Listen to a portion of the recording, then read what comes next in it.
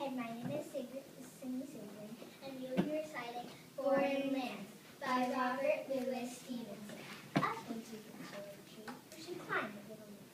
I held the trunk with both my hands, and looked abroad in foreign lands. I saw the next door garden lie, adorned with flowers before my eye, and many pleasant places more that I had never seen before. I saw the dimpling river pass, and be the sky through a looking glass. The dusty roads go up and down, and people tramping into town. If I could find a higher tree, farther and farther I should see, to where the grown-up river slips into the sea among the ships, to where the roads on either hand lead onward into